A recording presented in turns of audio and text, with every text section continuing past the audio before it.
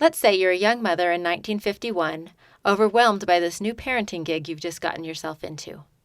You don't have Google to help you figure it all out, but you do have a shiny new 6-volume set of the Mother's Encyclopedia, which came free with your subscription to Parents Magazine.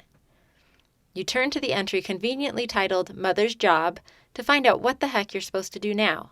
And you read this: Motherhood is a job. Some women are successful at it, and some are failures. And it gets worse. It says, it's not easy to be a good mother, for the good mother has to be an all-round good person all the time. She has no time off during which she can let down and indulge her human failings. Whatever she does, whatever she is, comes back in direct effect upon her job. Mothers have to be good people if they wish to develop good children. Then, when you fall short of these lofty requirements, you better not feel any guilt, because that will ruin your kids even more. The article goes on to say, one of the reasons we have such dreadful children today in some families is because the parents suffer perpetually from a sense of guilt toward their children. And I saved the worst for last. She actually says, some medical men are even beginning to say that morning sickness does not appear when the woman loves her husband and desires her baby. Imagine reading that while you're pregnant and puking your guts out. This is the How She Moms podcast, where we talk about how different moms solve the same problems. I'm Whitney Archibald, a mother of 5 kids myself. I collect ideas so you can pick and choose what works for you and your family. I hold no ill will against the current evolution of Parents Magazine, or even the early one for the atrocities in the article that I just quoted. In fact, I applaud any organization trying to make sense of this difficult job of raising children. But because it was such a crazy article, I went down a rabbit hole to learn more about the author, Dr. Lorene Pruitt, and discovered that she was a psychologist who had a difficult relationship with her own mother and no children of her own. There's a lot going on behind the scenes of this article that I don't have the time or expertise to unpack. So we'll leave Lorene and all of her baggage back in the 50s and move on. But the truth is, almost 70 years since that awful article was written, we all fall into the good mom, bad mom trap sometimes. And we all start our motherhood career with our own ideas of what a good mom does. But the only moms who are truly bad are those who abuse or neglect their children. And that's a small minority. Any mom who's trying is a good mom. And you're trying so hard that you're listening to a podcast about motherhood, so you've got that going for you. Motherhood is a loaded word, full of social, historical, cultural, and familial expectations and responsibilities. Yet, as we all know, there are no prerequisites and no formal training, not even a job interview required to assume this position. We've all read the articles that break down the many hats moms wear while they juggle balls in the form of children and housework and birthday parties and jobs and side gigs. But rather than being intimidated and utterly overwhelmed by this long list of duties, we can choose to be liberated by it. Since no one person can possibly be good at all of them, we get to choose the ones that we're going to prioritize, which ones our spouses are going to take on if we have one, what we're going to outsource to someone else, and which of the balls we're just going to drop. We get to write our own job descriptions. True, some of us have more freedom to choose what we do than others. Some of us work long hours. Some of us have no spouses to share in all the duties of caring for children and running a household. Some of us are limited by financial constraints. Some of us are limited by our own health or the health of our loved ones. Some of us have fewer children than we would have chosen due to fertility issues, miscarriages, or the death of children. Some of us have more children than we anticipated. But despite the constraints of our individual circumstances, we still have some choices about how we will spend the time we have with our kids. In the rest of this episode, I'm going to walk you through creating your own motherhood job description. I've put together a 4-step worksheet for you in case you'd like to follow along with this episode and write a job description for yourself. You can get it by heading to howshemoms.com and signing up for my email list at the bottom of the homepage. This is a new thing I decided to start doing because I often have worksheets, pictures, links, and organizational tools I want to send you to go along with episodes, and I figured that this is the best way to do it. On the first and third Mondays of each month, you'll get supplements to the podcast episodes that come out that day, and on the off weeks, I'll send lists of favorite books, podcasts, and other resources I love. Anyway, back to job descriptions. Because we're all in such different circumstances, everyone's job description is a little different, and that's a beautiful thing. Each mother gets to customize the job to her own talents, interests, values, and priorities, and of course, to the unique children we're mothering. Like most careers, a mom's job description is fluid and changes drastically over time. When we're pregnant for the first time, we all have this idealistic image of what kind of mother we will be, and then we bring our actual baby home and we quickly realize how wrong that image was. Our ideas about perfect parenting go out the window, and we just do our best to figure out what the heck we're doing. Another distinction I'd like to make here is that although I typically include both household management and motherhood under the overarching title of How She Moms, because many of us are in charge of both, it's important to recognize that they are not the same thing. It's easy to intertwine the jobs of homemaking and motherhood because the two jobs are often simultaneous. We bounce back and forth between them whenever we're at home. But separating the two allows us to really think about our goals for each. Blogger Rebecca Brown Wright wrote a beautiful post called Housekeeping is Not Motherhood, which I'll link to in the show notes.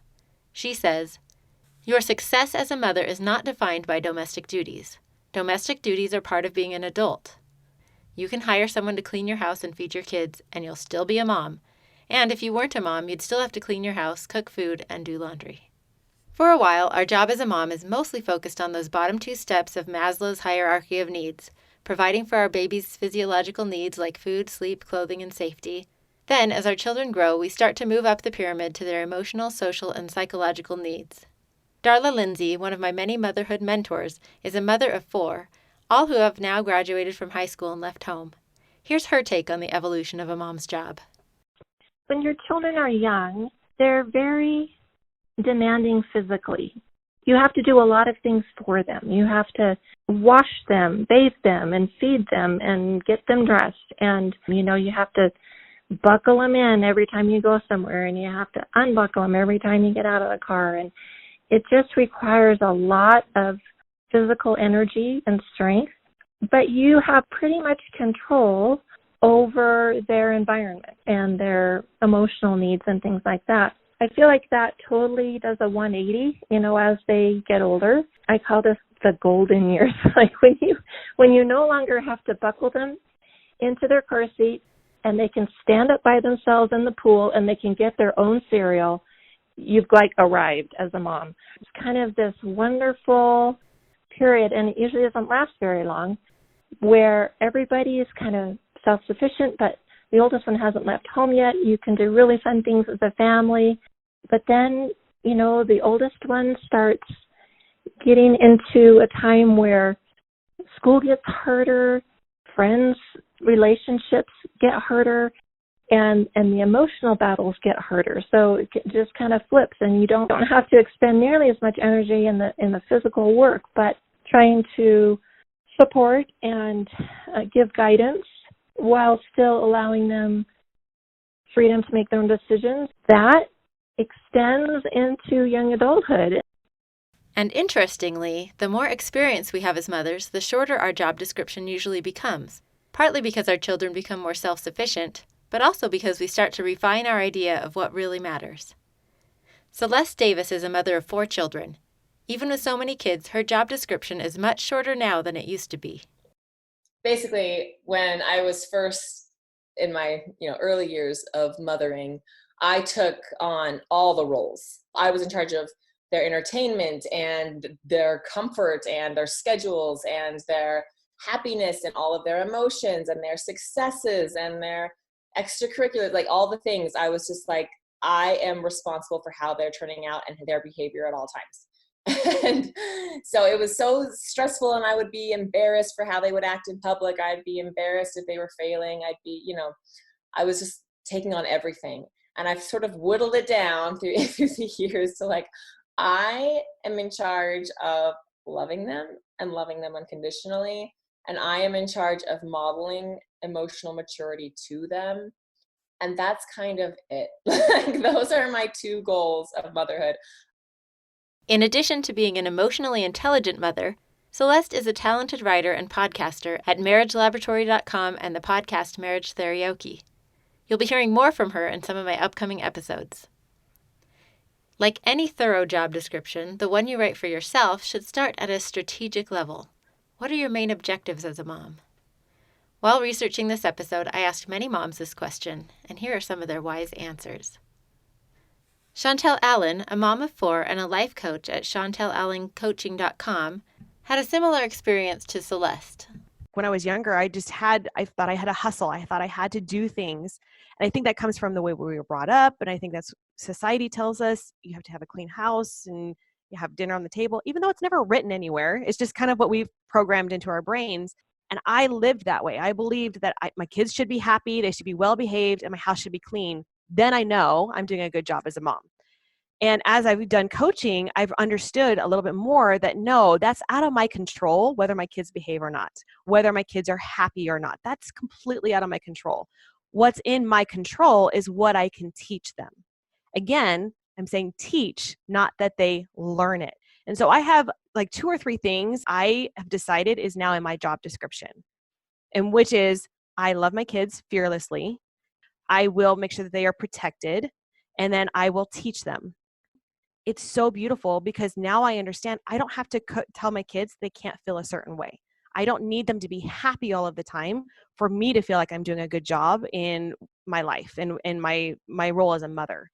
And so now if I can feel that way, then I can actually pass that down to my kids. I can teach them, oh, it's totally okay that you're feeling sad. Oh, it's totally okay that you're feeling frustrated. I feel frustrated sometimes. If you can own who you are and feel good about that, then your kids will learn that from just watching you. I also asked my friend Molly Liggett, a mother of 6, to weigh in with her objectives. So my main goal as a mother is to work myself out of a job. So I want to raise capable adults who are kind and contribute to this world to make it a better place. So that's my big major goal. But I would say the thing that I really like to do with my kids is I love to instill in them like a zest for learning and help them uncover what their talents and joys are. I also really loved Darla Lindsay's answer to this question. I think one of my most important roles through all seasons of motherhood has been that of a champion. What I mean by that is when I had my first baby and she was a girl, I just thought she would be like me. And what I quickly discovered was that she was a unique individual with gifts and abilities that were quite unlike my own. I eventually did have a daughter who we have all acknowledged is the closest to a mini-me that I have, but even she is definitely her own person. So as a mom to 4 very unique individuals, I have tried to be their champion in whatever interests or talents or hobbies or educational and career pursuits or goals that they, may have wanted to pursue. So I have one daughter who is an attorney, one who is a biologist, one who is an accounting student, and my son who dreams of being a pilot. Myself, I really don't feel passionate about any of those things, but because they are passionate about them, I am. And that's kind of what I mean about being their champion. When my husband's mother passed away about 10 years ago, we were talking about her one night, and he turned to me and he said, I feel like I have lost my biggest champion, the person who believed in me and defended me no matter what on this earth. And that really is who she was. And I've tried to emulate that. It's been so fun to talk to so many different moms about their own approaches to motherhood. On the worksheet, I've listed several of these goals so you can pick the ones that apply to you. But obviously, your own objectives should be highly customized to what you care about and what you're good at. I love the way my friend Jen Brewer thinks about this. She's a mother of 7 kids, and like most of us, it took her a while to figure out her identity as a mom. Here's Jen. To get really transparent, I went through a decade of depression. I didn't know it at the time, but looking back, I can be like, wow, I was not in a good place because of this very thought of a good mom does fill in the blank. And I would go to all of these resources and books. And so I would just be full of, a good mom reads to her kids every night. And a good mom is a Mary Poppins mom, and whatever, fill in the blank. A good mom makes all of her kids Halloween costumes, and realizing I could not do half of those things. So I was a bad mom, obviously. And I finally had an epiphany. And this is exactly how I explained it to my husband when I came to my epiphany I am sorry for anybody who is in internal medicine, because I'm about to not be nice to it. So my husband did an internship year through So he did the medical school thing. He did an internship year in internal medicine and hated it. Hated it, every second of it. And he would come home often and be like, if I had to do this the rest of my life, I would die. I just could not handle this. Because his specialty is dermatology. Loves it. 12 years into his field, and he's like a kid on Christmas going to work. And so one day I finally was trying to explain to him my misery, for lack of a better terminology. And I said, look, honey, let's say that somebody were to tell you, you get to be a doctor. And being a doctor means you get to do internal medicine.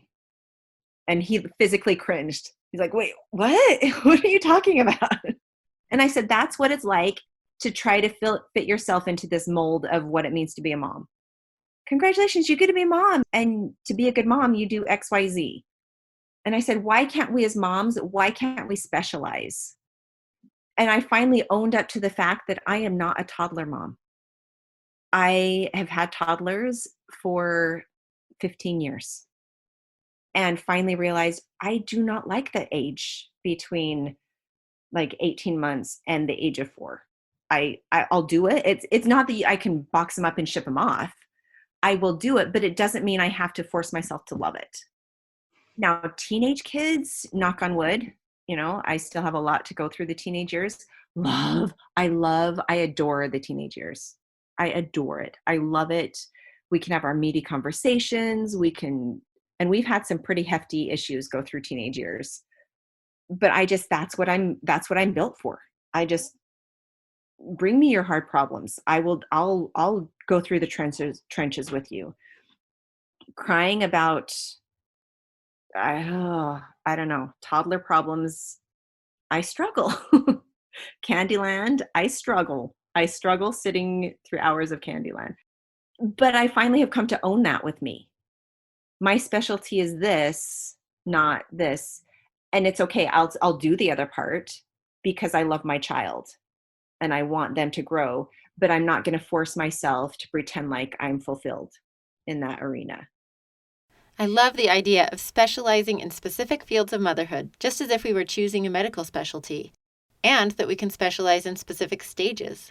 You can also specialize based on your interests. Jen Young's specialty is teaching kids to embrace and manage their emotions and to have a growth mindset. She says, this doesn't mean we've perfected any of it. It just means that these are the things that are most important for me personally to teach them. So they're the things I think about and focus on most often when we're in a teachable moment. Jolynn Ross specializes in loving her kids unconditionally for who they are instead of trying to make them into what she thinks they should be. She also specializes in sharing crazy stories from her life to make them laugh. When I asked my mom what she thought her specialty was, she said, accurately, that she specializes in telling cautionary tales, stories about what happens when people make bad choices or don't listen to their mothers. This is very true. I've heard many of these stories, and usually someone ends up dying in them. But when I think about my mother's specialties, I think of how she taught us that she loves us and that God loves us. She taught us to be curious and to love literature and poetry, and she taught us how to dig in and get things done. She also specialized in listening, a great skill for a mother to have. My mother-in-law Margene is a master storyteller and especially excels at teaching compassion and other values through her stories. She was also an amazing educational advocate, helping her kids with homework, communicating with teachers, and signing them up for activities that would help them develop their talents. She also has a talent for logistics and organization, which is a huge help in this motherhood career. Another one of Jen Brewer's specialties is food. I love food. I can incorporate food into any lesson in life. So we do so much in the kitchen. My kids have cooking nights. I will do cooking classes with them. Some people cringe about that because it's dirty and it's messy and it's yucky, and I love it. I will bake bread with my 3-year-old. I will let her squish that dough. For me, that's my zone. I will teach them to cook. We'll try fun recipes. I will teach them gardening. I don't care if they spill the dirt all over. Crafting, not so much my specialty. I have some girls, total crafters. And I will tell myself, I will sit down and do this craft because I love you. So a child can spill flour all over, and I'm like, yeah, okay, we can clean that up. They can spill glitter and glue all over, and it throws me off the edge. I'll let my friend do crafts with you, and I'll teach her kids how to cook. When we do preschool co-ops, I always offer to do the cooking section. I will cook with 10 preschoolers. Love it. Glue with 10 preschoolers, please have that in another house. I'm not much of a crafter either, but I have friends for which that's a big part of their job description. It's wonderful. My sister Haley Kirkland happens to be one of those who loves making elaborate and hilarious Halloween costumes for her kids. It's so liberating to be able to look at other moms' specialties and gifts, appreciate them, and acknowledge that your version of motherhood will never look like that, and that's okay. Part of finding your specialty is realizing what is not your specialty. Brooke Romney is the mother of 4 boys and a fabulous writer. Here's what she had to say about recognizing and accepting your own limitations. My ideal mom in my eyes was like the one that was out throwing the football and like taking her son on in basketball and, really like out and doing. And I am just not athletic. I was a dancer and I am just not. And so I've become very comfortable, and I really am proud of being their cheerleader. I really am. I love being on the sidelines. Once you've narrowed down your priorities and talents, the next step is to figure out what your individual kids need. Darla, of course, has more great wisdom to share on this point. In fact, she kind of took me to task on the very premise of this episode, in the kindest way, of course. I kind of feel like writing your own job description is kind of a contradiction in terms, just because the job description I would have written for myself isn't necessarily the job description that my children gave me. But that is really the beauty and the irony of motherhood. And you don't really get to choose your children's likes and dislikes or their trials and challenges or their joys and successes. You kind of take what comes and then you adapt. Certainly all of us can think of challenging personality quirks in our kids that we never would have chosen, but that have definitely shaped both our day-to-day parenting tasks and our overall objectives. This is especially true when our children face physical or mental health issues. But meeting these needs can help us grow in beautiful ways.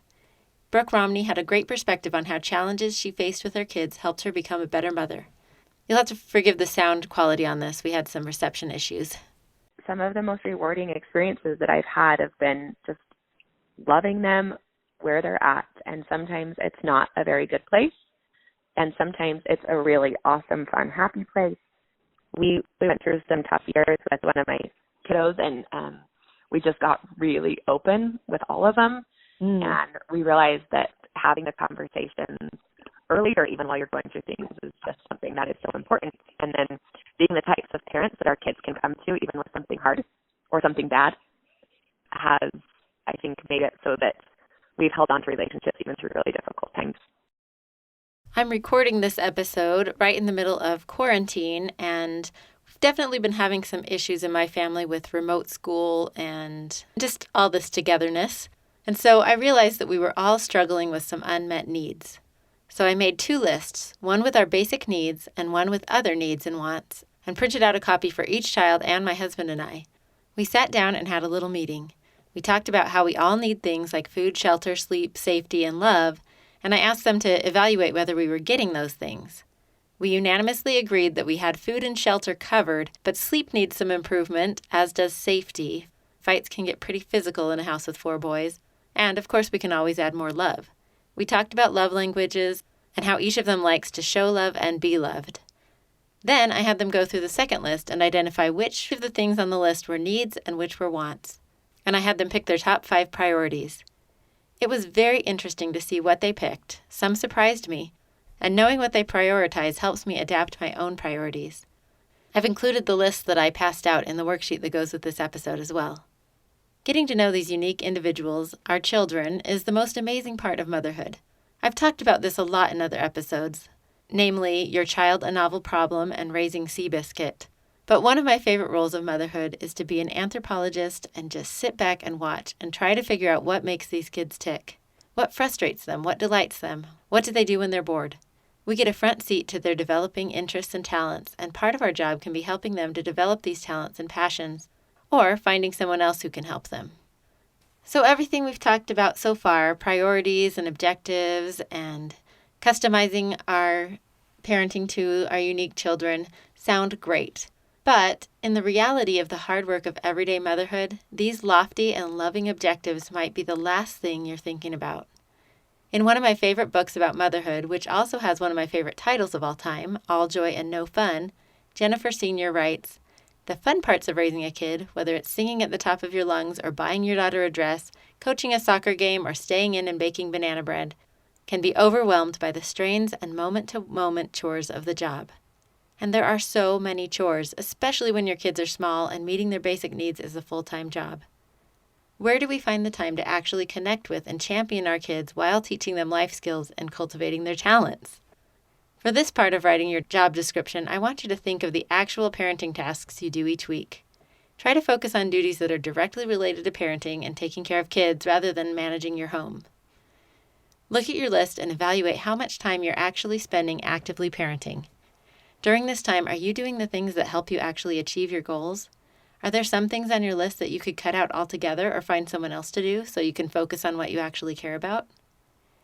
Instead of beating yourself up if you don't think you're spending enough time on your actual parenting goals, just try to choose one thing each day or week that moves you forward. A great time period to look at as an example is bedtime, because this is a time of very active parenting in many households. In a recent interview with my friend Casey Reed, we started talking about her bedtime routine, and I was floored. Instead of a battleground like bedtime usually is at my house, bedtime with her 2 small children is something the whole family looks forward to, the best part of their day. Here's Casey. Let's see, after dinner, we do jammies or a bath, depending on the day. And then we will do books with Florence. So she's only, she's less than 2. So she does books, and then she's to bed by 5:45 p.m.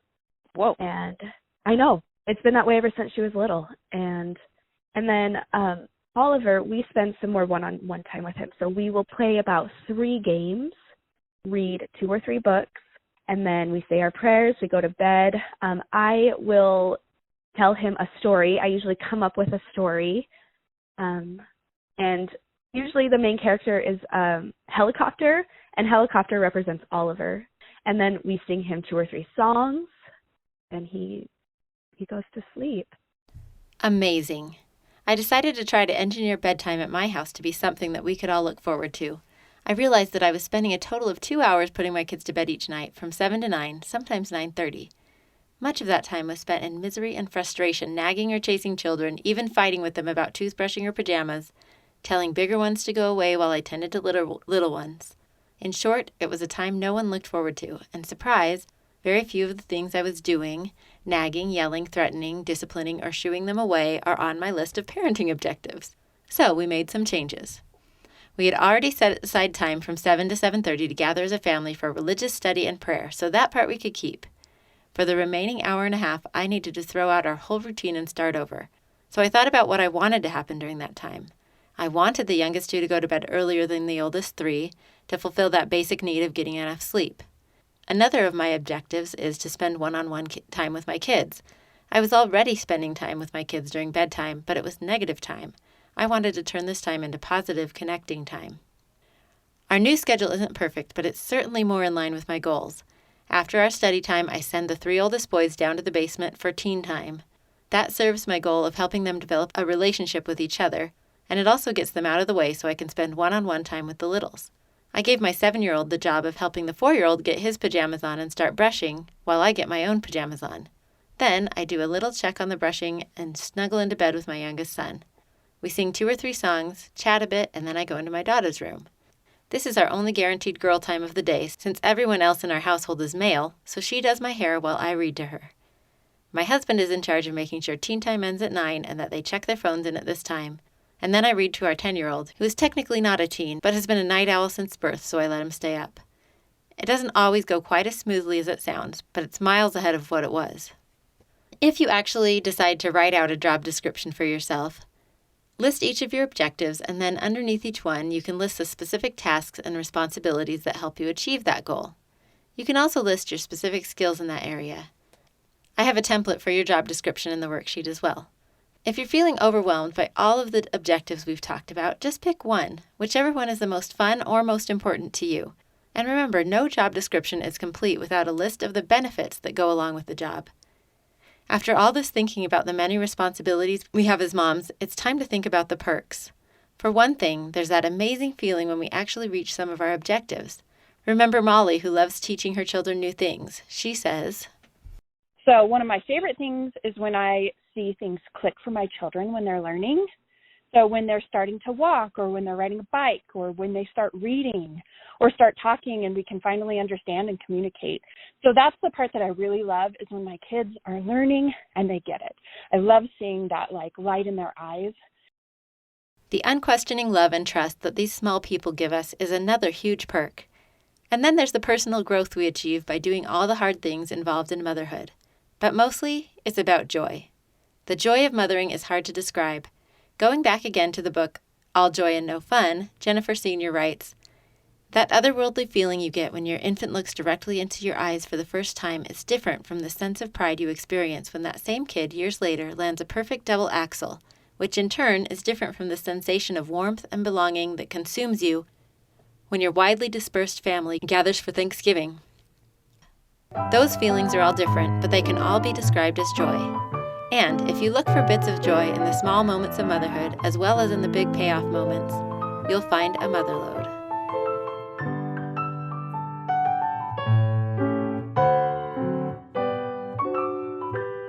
Thank you for listening to the How She Moms podcast. For a copy of the job description worksheet that goes along with this episode, go to my website, howshemoms.com, and subscribe to my newsletter. In subsequent newsletters, you'll get links to all the resources I mention in each episode, plus news about upcoming episodes, workshops, and events, and lists of my favorite books, podcasts, and other things. You can also join the How She Moms Facebook group, where we discuss upcoming topics. And you can follow me at Instagram and on Pinterest at How She Moms. I'd love it if you'd share the podcast with your friends to help our community grow. Special thanks to my own mom, Susan Singley, for recording the theme music to my podcast. She played this song often as I was growing up, and to me, it's part of the soundtrack of motherhood.